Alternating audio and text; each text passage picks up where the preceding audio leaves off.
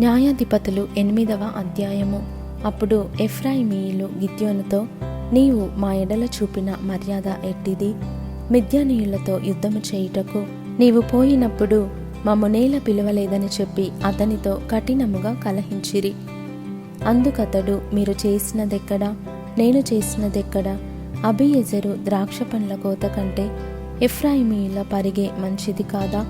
దేవుడు మిద్యానీయుల అధిపతులైన ఓరేబును జయేబును మీ చేతికి అప్పగించెను. మీరు చేసినట్లు నేను చేయగలనా అనెను. అతడు ఆ మాట అన్నప్పుడు అతని మీది వారి కోపము తగ్గెను. గిద్యోనును అతనితోనున్న 300 మందియును అలసటగానున్నను శత్రువులను తరుముచు యోర్దాను నొద్దకు వచ్చి దాటిరి. అతడు, నా వెంటనున్న జనులు అలసియున్నారు, ఆహారమునకు రొట్టెలు వారికి దయచేయుడి. మేము మిద్యాను రాజులైన జెబహును సల్మున్నాను తరుముచున్నామని సుక్కోతు వారితో చెప్పగా, సుక్కోతు అధిపతులు జెబహు సల్మున్నా అనువారి చేతులు ఇప్పుడు నీ చేతికి చిక్కినవి గనుకన మేము నీ సేనకు ఆహారం ఇయ్యవలెనని అడిగిరి. అందుకు గిద్యోను ఈ హేతువు చేతను జెబహును సల్మున్నాను యెహోవా నా చేతికి అప్పగించిన తరువాత నూర్చు కొయ్యలతోనూ కంపలతోనూ మీ దేహములను నూర్చివేయుదునని చెప్పెను. అక్కడ నుండి అతడు పెనూయలునకు పోయి అలాగునని వారితోనూ చెప్పగా, సుక్కోతు వారు ఉత్తరమిచ్చినట్లు పెనూయలు వారును అతనికి ఉత్తరమిచ్చిరి గనుక అతడు, నేను క్షేమముగా తిరిగి వచ్చినప్పుడు ఈ గోపురమును పడగొట్టేదనని పెనూయలు వారితో చెప్పెను.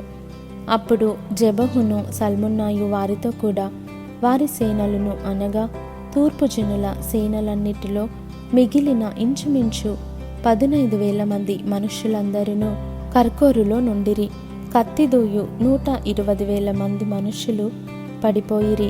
అప్పుడు గిద్యోను నోబహుకున యొగెబెహకును తూర్పున గుడారములలో నివసించిన వారి మార్గమున పోయి సేన నిర్భయముగానున్నందున ఆ సేనను హతము చేసెను.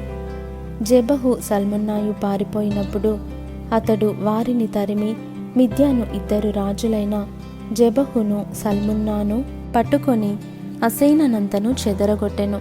యుద్ధము తీరిన తరువాత యోవాషు కుమారుడైన గిద్యోను హెరెస్సు ఎగువ నుండి తిరిగి వచ్చి సుక్కోతు వారిలో ఒక యవ్వనుని పట్టుకొని విచారింపగా, అతడు సుక్కోతు అధిపతులను పెద్దలలో 77 మనుషులను పేరు పేరుగా వివరించి చెప్పెను.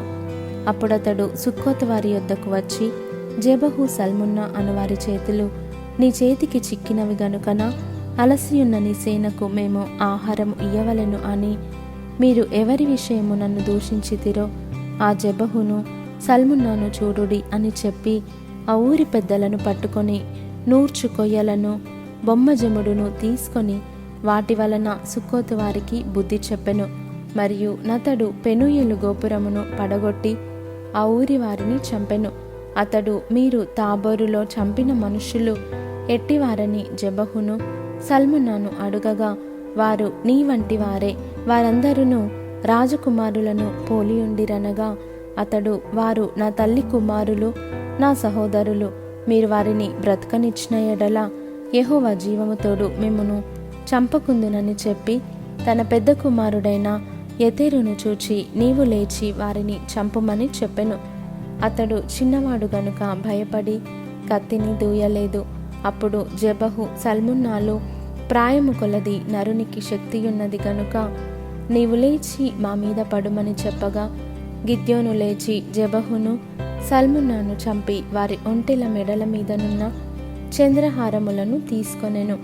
అప్పుడు ఇశ్రాయేలీయులు గిద్యోనుతో, నీవు మిద్యానీయుల చేతిలో నుండి మమ్మను రక్షించితివి గనుక నీవును నీ కుమారుడును నీ కుమారుని కుమారుడును మమ్మను ఏలవలెనని చెప్పిరి. అందుకు గిద్యోను, నేను మిమ్మును ఏలను, నా కుమారుడును మిమ్మును ఏలరాదు, యెహోవా మిమ్మును ఏలునని చెప్పెను. మరియు గిద్యోను, మీలో ప్రతివాడు తన దోపుడు సొమ్ములోనున్న పోగులను నాకియ్యవలెనని మనవి చేయుచున్నానెను. వారు ఇష్మాయేలీయులు గనుక వారికి పోగులుండెను. అందుకు వారు సంతోషముగా మేము వాటినిచ్చేదమని చెప్పి ఒక బట్టను పరచి ప్రతివాడును తన దోపుడు సొమ్ములో నుండిన పోగులను దాని మీద వేసెను. మిద్యాను రాజుల ఒంటి మీదనున్న చంద్రహారములు, కర్ణభూషణములు, ధూమ్రవర్ణపు బట్టలుగాకను, ఒంటెల మెడలనున్న గొలుసులుగాకను, అతడు అడిగిన బంగారు పోగుల ఎత్తు 1700 తులముల బంగారము. గిద్యోను దానితో ఒక ఏఫోదును చేయించుకొని తన పట్టణమైన ఒఫ్రాలో దాన్ని ఉంచెను.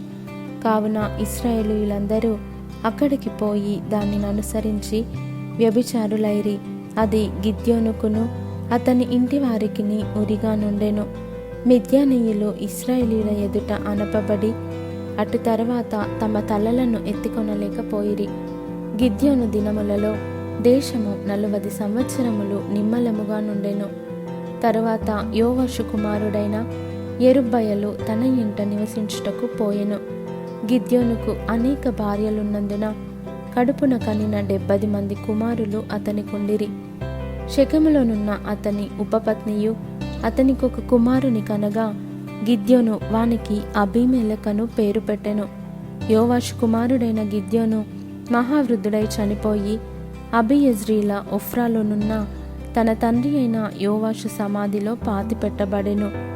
గిద్యోను చనిపోయిన తరువాత ఇశ్రాయేలీయులు చుట్టూనుండు తమ శత్రువుల చేతిలో నుండి తమను విడిపించిన తమ దేవుడైన యెహోవాను జ్ఞాపకము చేసుకొనక మరలా బయలులను అనుసరించి వ్యభిచారులై బయల్బెరీతును తమకు దేవతగా చేసుకొనిరి.